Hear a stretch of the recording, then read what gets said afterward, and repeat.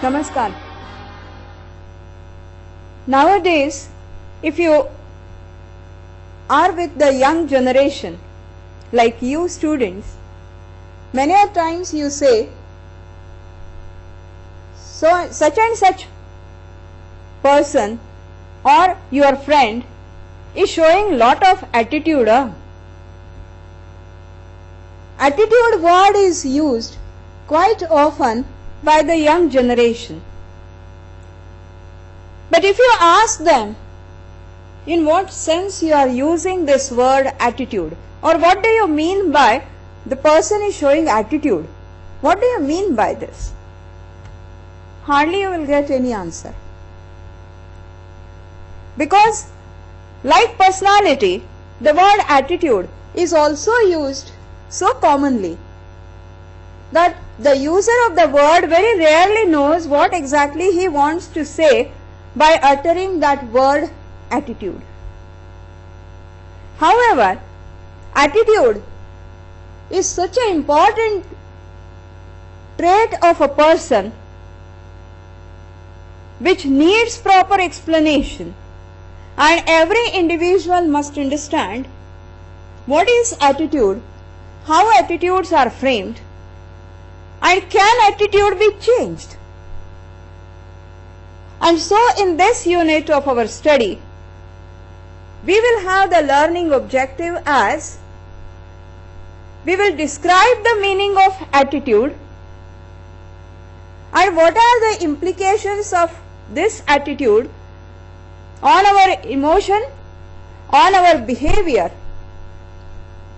at workplace or at home. And also we would like to know through this study what are the problems those are created because of wrong attitude at the workplace, and how these wrong attitudes can be changed. What is attitude? As I said, if I ask anyone, we use this word quite often, but we rarely try to define it or describe it very precisely.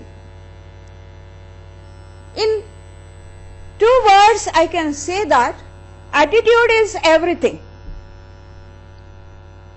Attitude is the way you respond to life each day, all the days in your life.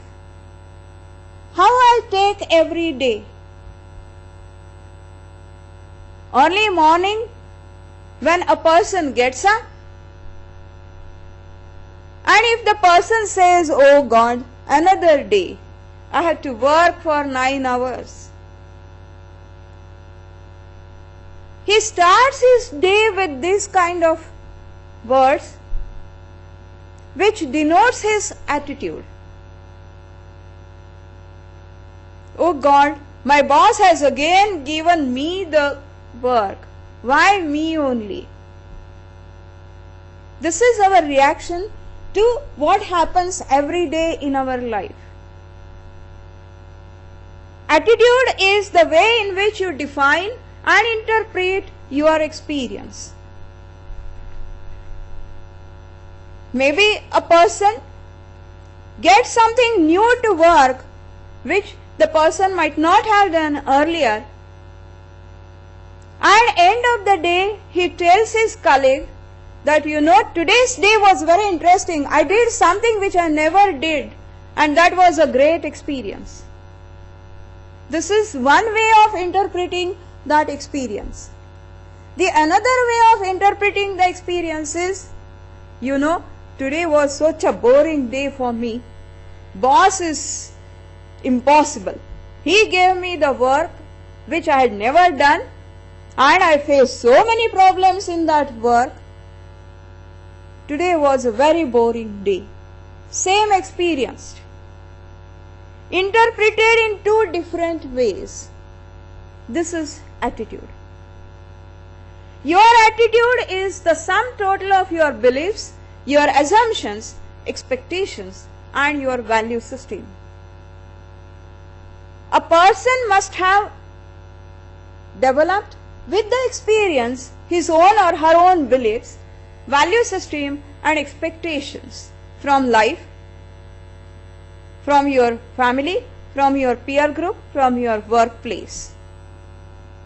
And these expectations, these beliefs, these assumptions, these values, the sum total of all this is your attitude. It determines the meaning or significance you attach to events and respond to them.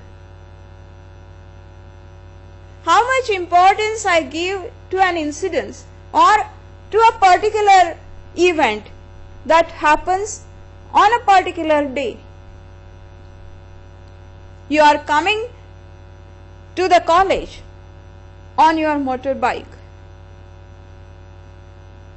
There is checking going on and the policeman stops you. He asks you about your license and all these things. You give everything and then he says go. In the process, it takes 15 minutes for you to reach to your college. When you reach to your college, how you interpret this experience to your friends? How much importance you give to this event that has happened in your life? A student may not tell anything to anybody and he will just forget it. It's a routine matter of the police. So, I need not think about it. I need not narrate this to anyone. Another student may say, what is this? They are stopping me, I am getting late. Why they should stop me? They don't stop the people who don't have license. And we are always caught. He goes on grumbling the whole day, narrating the same event to the people whom he comes across. How much importance we are giving to an event that happens with us, maybe every day, maybe any time in our life. Attitude is the way we look at the world through our expectations and beliefs. How I look at the world. In today's scenario, a person may say, what is happening around me? Every day new scam. I am really fed up. This world is so crooked.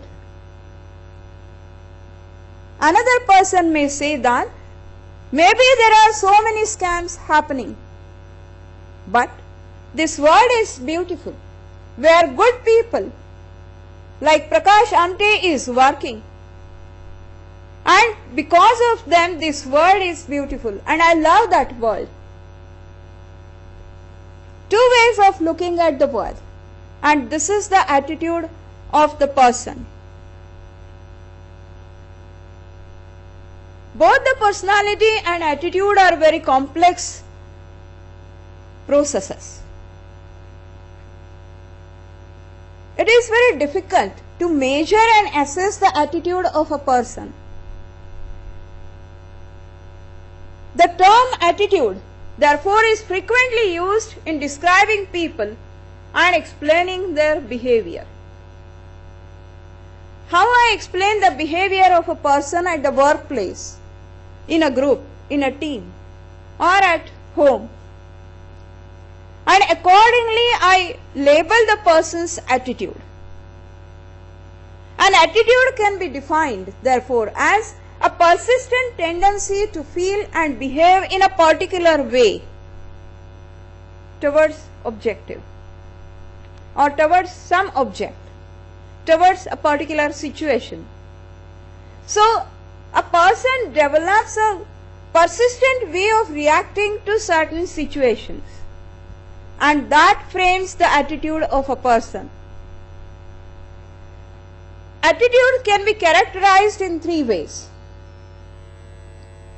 They are persistent. A person who has grumbling type of attitude, persistently he will grumble for everything. Why this glass is kept here and not here?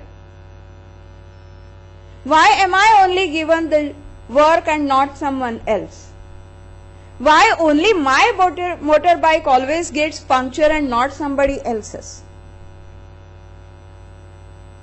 These are persistent feelings unless the person deliberately decides to change it. Attitudes can fall anywhere from favorable to unfavorable, both the extremes. And between these two extremes also, you can fall in between these two extremes as attitudinal person. Attitudes are directed towards some object about which a person has feeling or belief. A person has feeling about his family, about his work, about his people, about his country. And those feelings and beliefs, on the basis of that, the person develops his attitude about this. Then what is the right attitude? Can there be a right attitude? Yes, there can be a right attitude.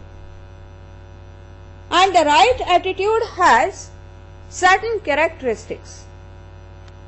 These are imagination, innovation and integrity. The persons who have right attitude, they always innovate. Their integrity is at the highest. In an organization, a person, an individual who is working in a particular department, say working at the shop floor level, he may be a worker, but in his mind, affection about his machine is so much, integrity about the machine is so much, that if something goes wrong with the machine, he gets upset. And he makes every possible effort to see to it that his machine is kept working all the time. And he will then innovate new methods of maintaining that machine, because there is very high level of integrity. And there may be a worker who may say that this machine belongs to the company. Why I should worry about this machine? It may go or it may have some problem. Good, I will not be required to work on that day. Integrity is at lowest. There is no innovation. So the right attitude person will always have a very high integrity and innovative and imaginative mind to perform best.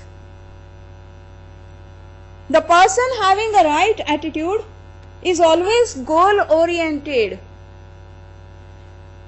He will always set a goal for himself or herself. Today what I am going to achieve? Every day there is a goal. And end of the day, the person will evaluate that whether I am able to achieve my goal. As against this, there are people who say that because sun rises there is a day and I have to spend this day anyhow. A right attitude person will say that another day for me. Let me accomplish this on this day. I'll work for this goal. This is the right attitude. Health, habit and humor. These are other characteristics of a right attitude person. The right attitude person will always keep himself or herself healthy. For example, a very good example, the students may not like it, but yes, it is to be given. That example needs to be given. Getting up early morning and going for an exercise. A right attitude person will make it a point that I'll go every morning for very health conscious, for exercising. What are my habits? What I eat? Where do I go? And whether I understand humor, I enjoy. I crack jokes, I enjoy them. So, a right attitude person will have right habits, health consciousness, and humorous. And the last attribute of a right attitude person is, he is a trusting person. He believes that people are good, people like work. And on this trusting basis, he will always interact very positively with people, with openness with people. There are people who not only have right attitude, but they have a very happy attitude. And they say, the mantra that they say is, whatever may happen, I am going to remain cool, calm, and enjoy. So, happy attitude are the persons who will always strive for success, who will always be very calm, cool, and they will always say, I believe in the sun even when it is not shining. These kind of people, they say that though it's night, I cannot see the sun in the sky, but that does not mean that there is no sun. There is sun. I believe in love even when I do not feel it. And I believe in God even when He is silent. These are the people who are having what we call as happy attitude. There are people who are having innovative attitude. Peter Drucker has given the innovative type of people who are having this kind of attitude. He says that it is a combination of attitude and practices. A person will always try to establish and maintain open mind and, more important, spirit of inquiry. He will always inquire what next, why it is like this. And by inquiring that, the person will always try to enhance his innovative temperament. He will always ignore fear. When I am inquiring and the person is trying to know something unknown, at times people get scared because you are entering into an unknown territory. Like, for example, if the friends go for a picnic, they stay in a resort and there is a jungle. There are few friends, there are few members in the group who would get early morning and they would say, we would like to go inside the jungle and find out what is there. And some of them, they may say that, why you should be going there? Are you not scared? There may be anything in the jungle. And what is there to get from the jungle? Jungle is like a jungle. But some of them, they dare to go to jungle. They inquire and they innovate, they find out something new. They are not scared of doing anything. They listen very carefully and pay attention to whatever is being told. Particularly for the students, when you are attending a guest lecture or a seminar, do you attend or pay attention to what the speaker is saying? Do you try to listen carefully? The innovative attitude people are the best listeners.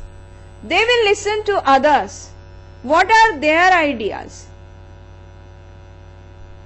And these are the people who want to expand their work experience continuously.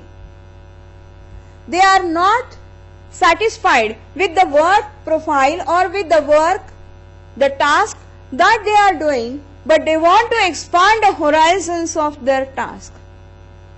Peter Drucker says that these are the kind of people who have what he calls as innovative attitude. What are the components of attitude? There are 3 components of attitude. One is emotional component, another is informational component, and the third is behavioral component. The emotional component includes person's feelings about something, how a person reacts to a particular event, that is the emotion that he shows. Information consists of beliefs and information the individual has about the object. And behavioral component consists of a person's tendency to behave in a particular way, in a particular or in a given situation. And so when we say attitude, it is composed of these 3 parts. What is the emotions of the person? What is the information of the person about that particular object or about that particular situation? And how the person behaves in a given situation or towards objective. How attitudes are important at the workplace? Do they really matter at the workplace? Yes, they do. If you study the attitude of the people at the workplace, a manager can predict the behavior of people and he can sense what is the potential problem that may be coming up. And so he can guard against that at the right time. Attitude also helps people to get adjusted with their work environment. I am enjoying my job, for example. This statement shows that the person has adjusted to his or her work environment and the attitude towards the job is right attitude. The value of expressive function is very, very important. Attitude helps people in expressing their value systems or their values at workplace or at home. And so at workplace it is necessary for the HR manager to analyze and understand the attitudes people are having working with him. How a person looks at his or her job. Ultimately, when it comes to workplace, what the manager is interested in? The manager is interested in getting maximum performance from the individual. And this performance will be ensured only if the person has right attitude towards his job. And OB attitude has a very vast spectrum, but OB has limited that spectrum to 3 things only at the workplace. And these 3 things are 1. Job satisfaction, 2. Job involvement, and 3. Organizational commitment. What is job satisfaction? Am I happy with the job that I am doing? Do I enjoy my job? Ask this question to yourself. You are a student. Do I enjoy my study? If the answer to this question is yes, then you have a positive attitude towards your study. And if you say that I am an engineering student I don't enjoy my study, but my parents wanted me to be engineer, and so I am studying engineering. You don't enjoy, you don't have the satisfaction of your study. You don't have right attitude towards your study. Result, everyone knows what happens. Similar is the case with a person working. Do I enjoy my job? It is very difficult. At times, if you ask anyone, even if you ask a very famous person, and if you ask him, you are a great musician, are you happy? The person will say, no, I wanted to be a painter, but I am a musician. But then I enjoy my work. I enjoy music. It may be there that what you wanted to be and what you are, there may be a difference between these two. But whatever job now you are doing, are you enjoying that job? How you look at that job? That is fine. That I wanted to be a doctor, but I am a teacher. But am I enjoying my job as a teacher? If the answer is yes, then I have a right attitude towards my job. And so, when there is a high job satisfaction, there is a positive feeling about the job. The next part, as far as OB looks at attitude, is job involvement. It's not necessary only to say that I am satisfied with my job. It is very important to know also whether I am involved in my job. I put all my efforts, all my expertise in the job. It measures the degree to which people identify psychologically with their job and consider their perceived performance level important to self-worth. So, whether the person's 100% involvement is in the job. I enjoy my job, but when I am on the job, do I put all my emotions, feelings, expertise, everything in the job, and I believe that the performance of my job is important for me. That is very, very important. So I do my job in the best possible manner. That is the involvement. And so satisfaction is one part of it, and involvement is still higher part of it. I am satisfied, but I am not involved. My involvement is only 80%. Then your performance also will be 80% or less than that. So am I giving 100% involvement for my job? That is the second thing. And the third is, and the most important one, is organizational commitment. Whether I am proud to be identified with the organization with which I am working. Very important. As I said, am I proud that I am working with Tata Group of Company? And proudly I say that yes, I am a Tata employee. Organizational commitment. The person values the goals and the culture of the organization and identifies himself or herself very close to those culture, values of the organization and goals of the organization. There are three dimensions, rather we can say, to organization commitment.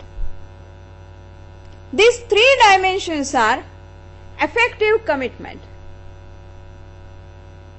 A person is emotionally attached to a particular organization. My father was working in this company for 40 years, and after him I am being employed by the company in his place. Emotional attachment. So affective commitment is like this. My father has retired and now I am continuing in his position, and we value the organization's culture, and I am proud that where my father was working, I am also working.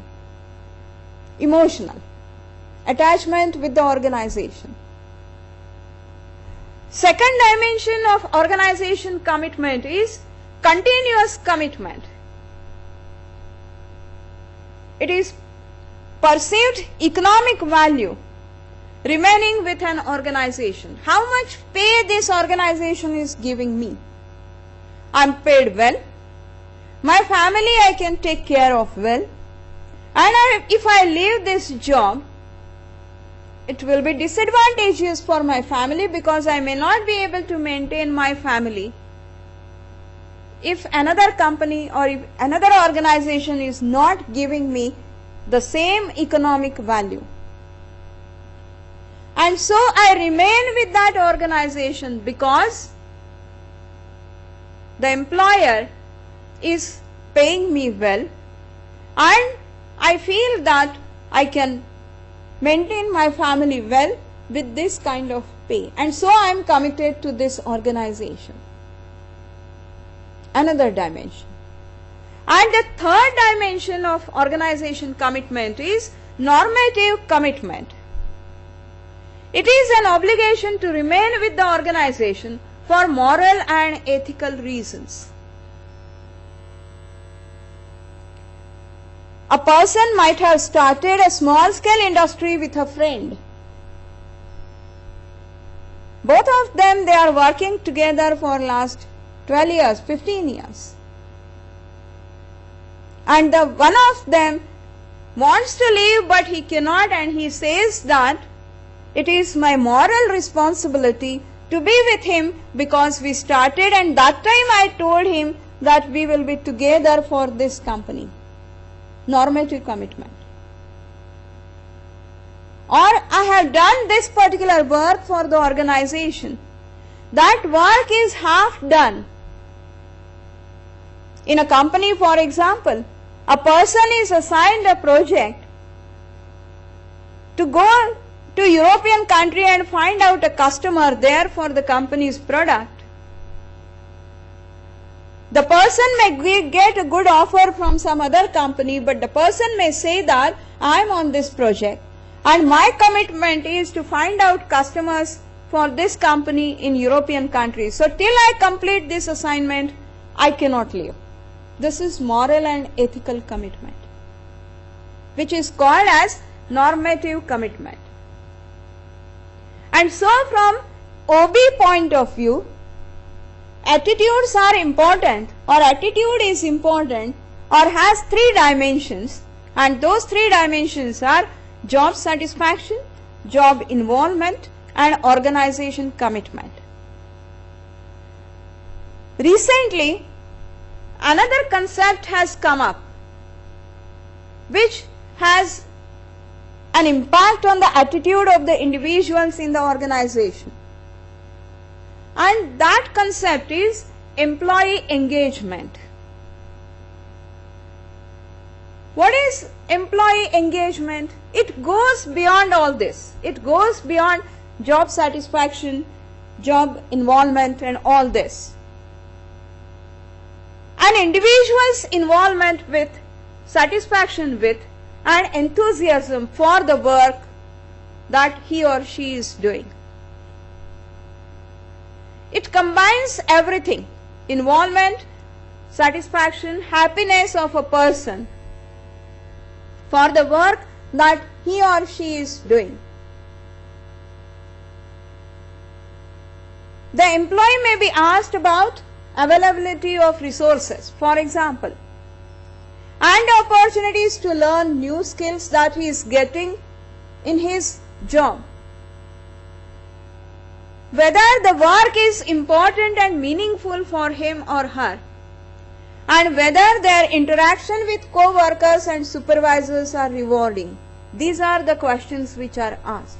Whether you get proper resources to do the work, whether there is an opportunity to learn new skills in the job that you are doing, whether you feel that your job is important and meaningful, and whether your interactions with your co-worker and supervisors are rewarding for you. If answer to all these questions is yes, then you can say that there is a very high people engagement. Highly engaged employees have a passion for their work. So those who get all these things, resources are there, new skills are learned, they feel that their work is very important. These are the highly engaged people, and they have passion for their work, and therefore they feel that the organization is compatible or organization is doing everything for them. Disengaged employees, those who give negative answers to all these questions, they are checked out. They are putting time in the job, but they do not give the output. They are not giving attention to their work. And so in today's scenario, employee engagement has become the most crucial concept. And the HR managers, they are looking for employee engagement. We have seen what is right attitude, happy attitude, or negative attitudes. The crucial question is, can we change the attitude?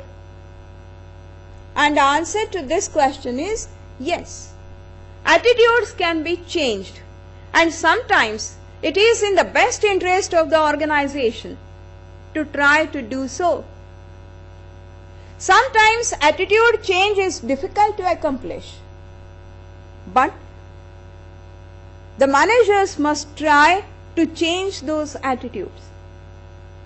There are certain barriers why attitudes are difficult to change. At times people have insufficient information, and therefore they don't change their attitude. At times people do not get proper training as to how to change the attitude, and so they continue with the attitude which they have, and therefore it is necessary for the managers to try to change the attitude of the workers. How to overcome these barriers then? Give information to the employees, to the individuals. Sometimes this information will change the person's belief, the person's experience, and then the person may change his or her attitude. Resolve the discrepancies if there are any between the two persons or between the group. Misunderstandings are there, and therefore the attitudes are like that. So resolve those misunderstandings or discrepancies. Use the influence of friends or peer group to change the attitude. So the managers can influence or use the peer group pressure to change the attitude. At times, in some organizations, the managers even use fear, make people scared about something to change the attitude. And so it is necessary that in the interest of the organization, the HR manager or the OB practitioner understands the attitudes of the people. As I said earlier, understanding the attitude of the people will help the manager to know the potential problems which may come up in an organization. It is a misconception that high pay will always have right attitude. It's not only the pay. What the manager should try to do is to add intrinsic value to the job. And when this value is added to the job is made rewarding, not only in terms of pay package, but in terms of satisfaction, involvement. People may have right attitude towards their job. And when individuals, the employees, have right attitude towards their job, these employees help the organization to achieve their goals. And in the process, the individuals also achieve the goals which they have set for themselves. And so, for the OB practitioner, attitude becomes the most crucial part of study in an organization. Thank you.